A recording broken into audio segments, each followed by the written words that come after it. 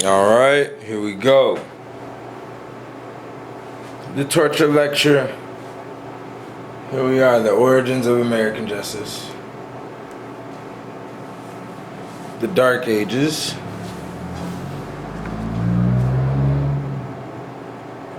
All right. The Dark Ages were from 600 to 1300, as you can see. In reality, the time goes back further than that, but they're going to keep it short as possible, because this is an area, and there's many other time periods before this where you'll see specks of information hopping in and out, and a lot of things were destroyed because of the immorality and the intelligence level and the amount of wars that were going on. So, King William the Bastard.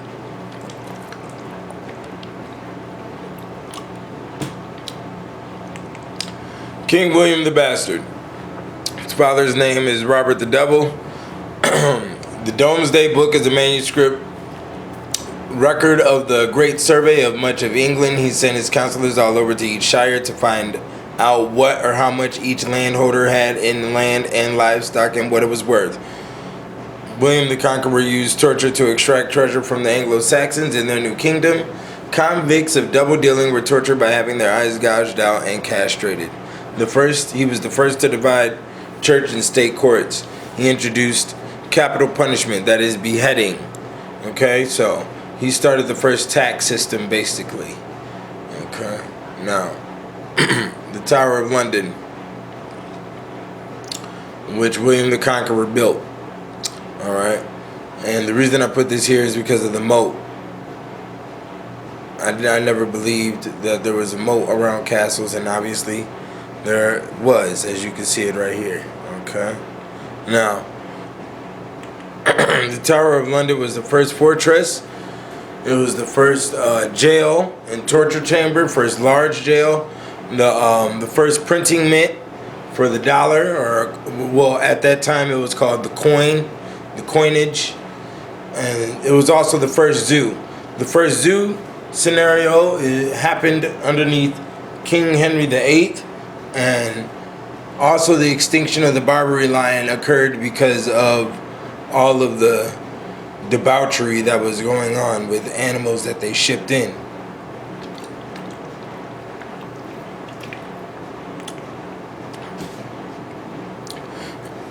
Now, the Tyburn Gallows. From 1200 until 1783, more than 50,000 men, women, and children died at Tyburn. Noble lords, child pickpockets, whores, great ladies, and such famous highwaymen as Claude Duval, Jonathan Wild, and Jack Sheppard. The original gallows was merely the branch of an oak growing at the spot. Then a gallows in the form of an inverted L was erected. The first effort to alleviate the condemned's sufferings was to allow him to mount a ladder resting against the crossbar, have the noose put around his neck, and then jump, thus breaking his neck. Right here, this is the site where the tree was at, the first tree of Tyburn. Right here is what you see is the triple tree that they were famous, that they were known for having. They were famous for this because they were the first ones to create it, and they could hang many bodies at one time. So, the Tyburn Gallows was the main place of execution for London and Middlesex until 1783. It was also the place where women were burnt for petty treason and high treason, and soldiers shot for military offenses. The execution process began at around 7 o'clock in the morning, when the condemned men and women would be led in fetters, handcuffs, and leg irons into the press yard in Newgate. On arrival at Tyburn around noon, some 2 to 3 hours after they had left Newgate, the prisoners were greeted by a large crowd of anything up to 100,000 people who had come to watch the spectacle. The gallows at Tyburn was surrounded by a circle of stands, admission ranging from half a crown to 5 guineas, depending on how many and how famous the criminals might be. The houses overlooking the gallows also rented their windows and rooftops to spectators. On a good hanging day, as many as 30,000 people would turn out. The 100 Years' War. The 100 Years' War happened in between England and France. Alright? I put this in here because of the course of how long the war went on. There was many wars that went on during the time period besides this one. And during war, there's a lot of tortures that go on as well. So you got Vlad the Impaler, real name is Vlad Tepes. Now, the Ottoman Turkish Empire was at war with Wallachia in 1462. Sultan Mehmed II fled with his army at the sight of 20,000 impaled corpses rotting on the outskirts of Vlad's capital city, Dragovist. Upper limits of Vlad's combined atrocities put the death toll at around 100,000. He roasted children whom he fed to their mothers, and he cut off the breasts of women and forced their husbands to eat them. After that, he had them all impaled. Dracula once invited all the sick, vagrants, and beggars over to one of his homes, under the pretext of a feast. Dracula politely excused himself and had the entire court boarded up, then burned the whole building to the ground while everybody was still inside. He did this multiple times. Impalement was pretty much the only punishment whether you stole a loaf of bread or committed murder. Vlad III would invite a few guests to his mansion, provide them with a feast, and then have them immediately impaled right there at the dinner table. With the bodies still draped over the stakes, he would leisurely finish his own dinner and then dip his bread into the blood collecting below the bodies. Alright. This is the Spanish Inquisition. Okay. Take a quick look at what we got going on here. You got somebody getting raked back here. You got other things going on that we will be describing here shortly. Okay.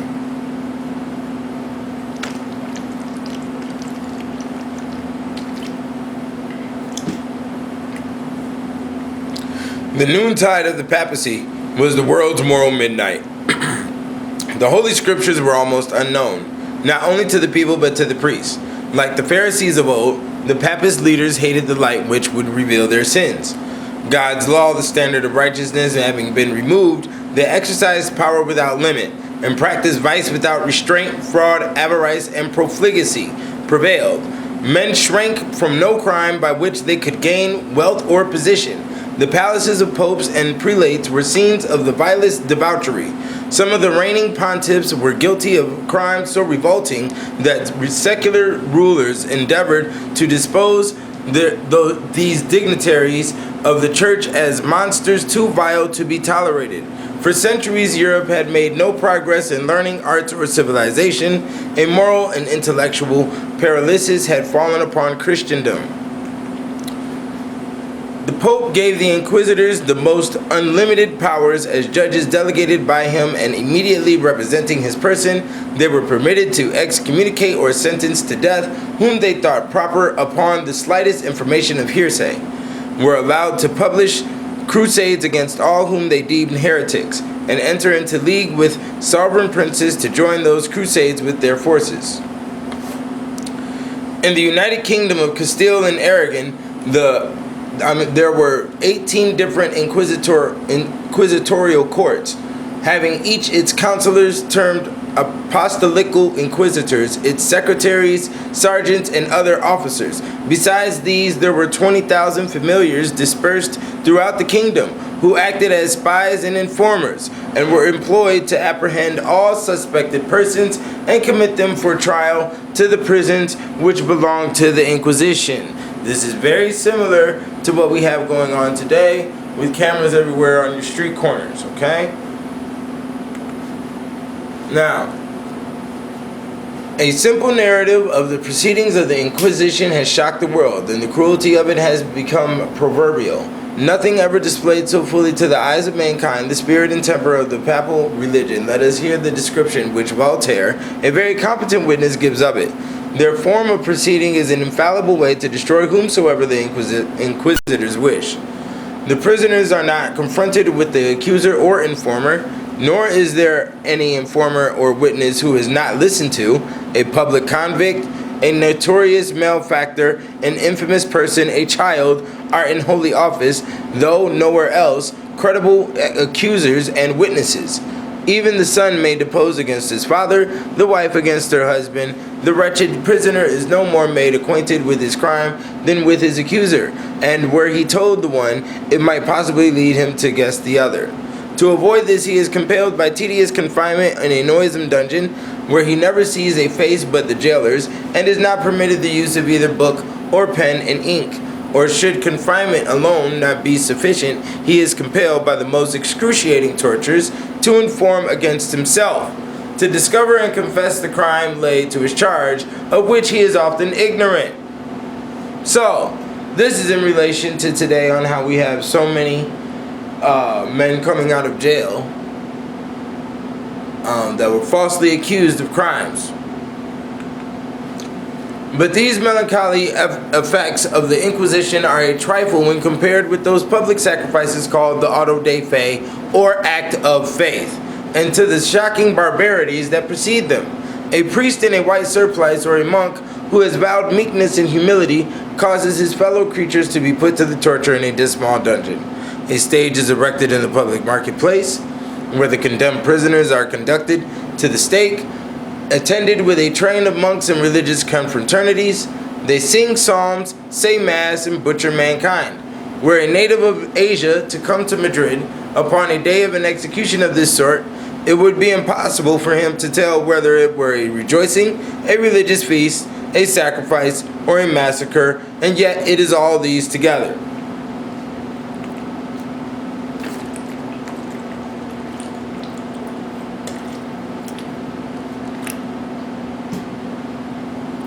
Here is a picture of a auto de fe, an act of faith. Pay attention to, we got bodies impaled on the stakes right here as they are marching, okay? And we also have efficacies of Jesus right here, okay? Now, the Inquisition varied from country to country, from period to period, and as the torture in the dungeons was kept secret, no one can definitely say what took place. This is King Henry VIII, 1491-1547. King Henry VIII. The number of executions done under King Henry amounted to 72,000 people, or 1,895 people every year. That would be close to about 6 people a day. He would have your ears cut off if you did not show up to divine service on Sunday, and the scavenger's daughter, which is a torture device, was created during his reign. Okay. This is his daughter. And this is also where the term Bloody Mary comes from. Mary first began to earn her unofficial title of Bloody Mary when she had her cousin, Lady Jane Grey, executed to prevent any possible power struggle.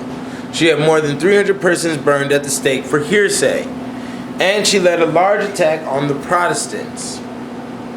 Okay. This is Countess Elizabeth Bathory. Alright.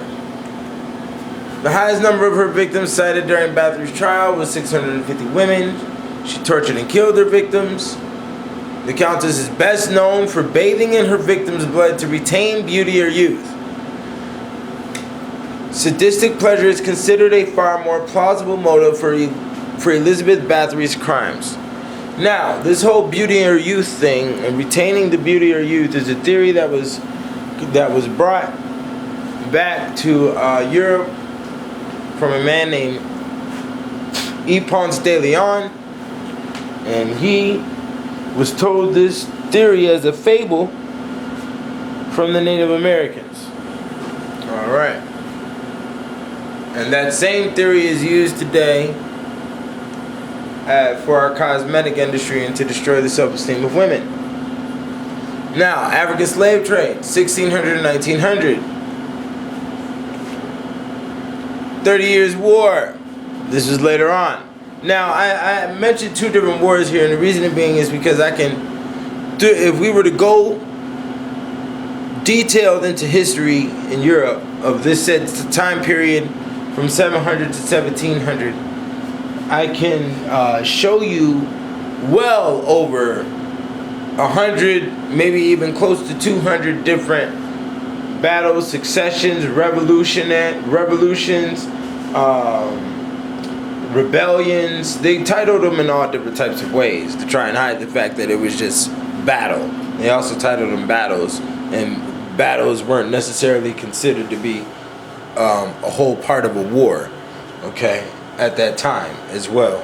So, anyways, witch hunts from the 1450 to 1750. Now, witch hunts in the Spanish Inquisition can be considered one and the same thing.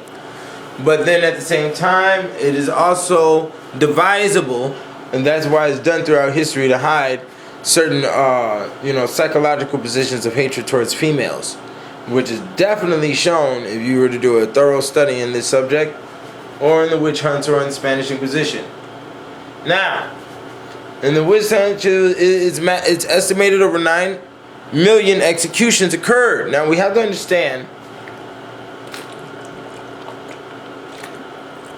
that in this span of this 300 years, as I stated, it was also Spanish Inquisition. So, they were considering all 50 countries of Europe, is what you have to include. And then, what they did to the Native American Indians over here is also classified underneath quote-unquote witch hunts. When you research it, you'll run into all of those scenarios, okay? Now, let's go over it. The accused was taken to a convenient room, stripped naked and tied in a sitting position on a stool for 24 hours without food or sleep. All witches had a familiar, a sort of pet demon that visited them at least once a day, and the demon might And the demon might take any shape. If any living creature, including a fly, was seen in the room during this period, it had to be the witch's familiar, and her doom was sealed. In case no flies showed up, Hopkins still wasn't beaten. Witches fed their familiars from a spot on the body from which the demon sucked a special fluid. This place was insensible to pain, so Hopkins and his assistants stuck needles into the accused until she either confessed to being a witch or they found some numb spot. There are several such spots in the human anatomy, and one of Hopkins' helpers, an old woman named Gotti Phillips, knew them all. However, in case Gotti was off testing another witch, Hopkins would usually get a girl to confess by saying, "I have tested you everywhere with this long needle, except up the nipples of your breast. Do you confess, or shall I try there next?" Most girls confessed, and when they used this needle was usually stuck up your fingernails and up your toenails, and it was used red hot. Now, this is important. In places where women were generally oppressed, they were more likely to become torture victims for things that were perfectly natural, like having a libido. For having a sex drive, women would be tortured. During the Spanish Inquisition, it was believed that women lost their souls when they had their menstrual cycles. Therefore, women were inherently heretics. A woman could have been burned at the stake just for having a menstrual cycle. Around the same time in Florence, Italy, there was an insane but widely influential monk named Girolamo Savonarola who condemned women just for being beautiful or for wearing cosmetics. Okay. Now the Black Plague went on from 1360 to 1667. What you have to understand is that it would happen sporadically. It would come and go, come and go, come and go. But when it happened sporadically, it took thousands and thousands of lives. Now, this is what is very interesting. This is what the Black Plague looks like. Okay, so if we go back, 1360, this is before the slave time, the slavery occurred, okay? The African slave trade, and they had hardcore imagery of dead bodies looking like this inside of their mind. So we might go into that and talk about that a little bit further later on in other lectures. But this is what the Black Plague looked like. If you look at the date here, we have 2012. This happened to a man in Idaho. He was bitten by a cat. Okay, so now the word torture, the action or practice of inflicting severe pain on someone as a punishment or to force them to do or say something, or for the pleasure of the person inflicting the pain. Okay?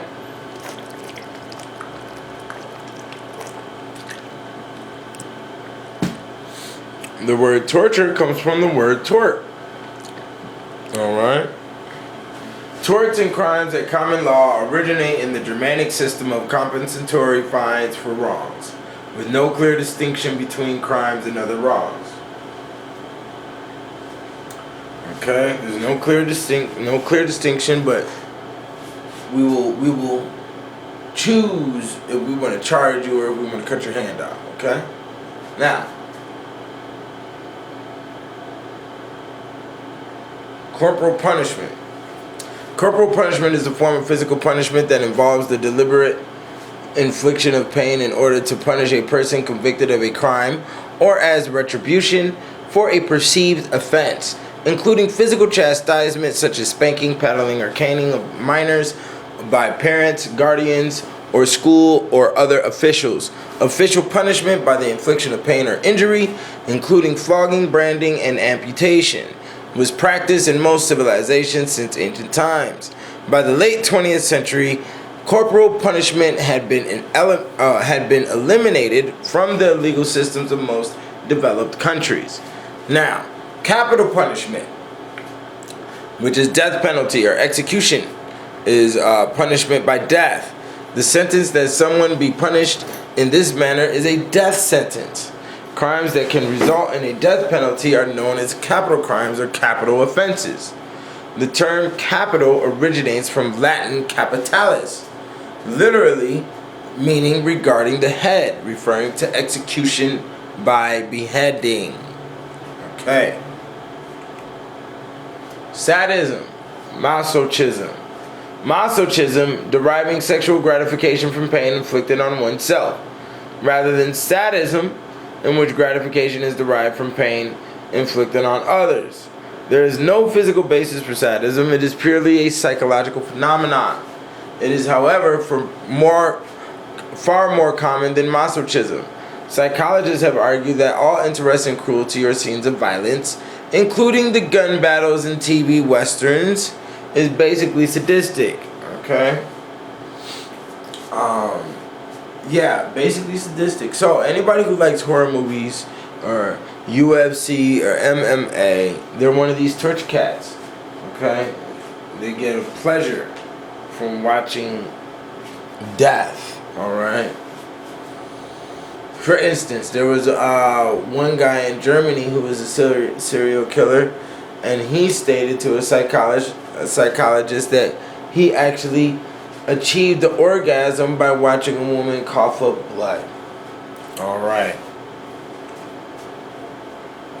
It is clear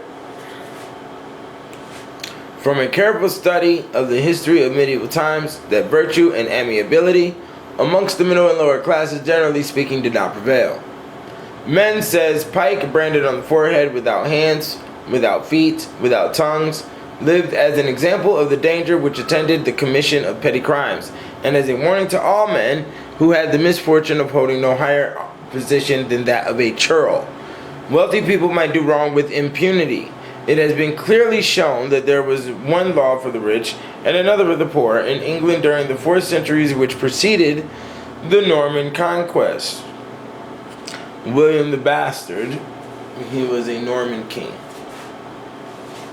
Now, towards the close of the 13th century, judicial torture flourished in Italy as strong as it did in the days of the Caesars. Gradually, it spread into other countries, with the result that by the birth of the 17th century, there was scarcely for the finding a European state. Scandinavia appears to have been the one exception, where torture was not looked upon as a necessary part of criminal procedure. In Germany, in France, and in Spain, judicial torture became incorporated in the regular penal system. Now, the pit of rats. The pit of rats is a pit of hungry rats. And they can be used in a multiple form. Used many different ways, or we could just throw you in there. Okay, and they'll eat on you. Now, the little E's. The little E's is a cell 4 feet high, 16 inches wide, 2 feet long. So designed that a prisoner could not stand up, lie down, or even sit. Okay? Now, the Cave of Roses. In Sweden, there was a Cave of Roses, a pit full of poisonous snakes, toads, lizards, They put scorpions and other things in there, everything that was poisonous, which continued until it was closed by Gustavus III in 1772. Now, the Saxon and Danish kings executed criminals by hanging, beheading, and drowning. Drowning seemed to be a favorite method. Many kings maintained a special drowning pit, and as late as the reign of King John, the owner of the Baynard's Castle, London, had the right to drown criminals in the Thames. John himself used to extract money from wealthy Jews by having their teeth pulled. I put that in there because this is it isn't this statement, but I've read it in other literature. Around the same time period is when gold teeth were first made. Okay, the rat torture. The rat torture is we take one of those hungry rats out of the pit of rats and we throw it in the bucket and we put it on your stomach and we heat the bucket until the rat eats through your stomach and tries to hide in your intestines, because that's what it'll do. Now, there's another form where we can put you in the German chair, and the German chair is a cage around your head, and then we enclose the cage and we put the rat in the cage, and the rat will eat on your head slowly but surely. Now, oblite, which is also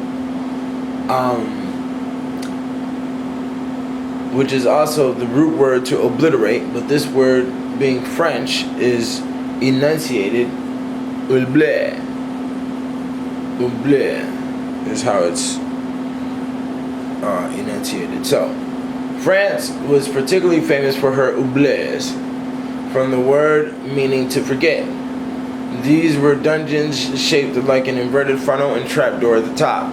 When the victim stepped on the door, it opened under him and he fell into the cell from which there was no escape. Louis XI is said to have killed 4,000 victims in oubliers, in oblites. Okay? Now, what I thought was very funny was the shape of the sail, like being like a parachute. But also understand the cone right here, and then this is where the trapdoor would be, and then you fall in the bottom right here. And then while you're down here, sometimes they'll throw a limb down here, they'll throw a hand down here to mess with your psyche. And then they had these sail shapes mastered, and they would have little airways designed to let the smell go out. Okay, so the bators. Okay,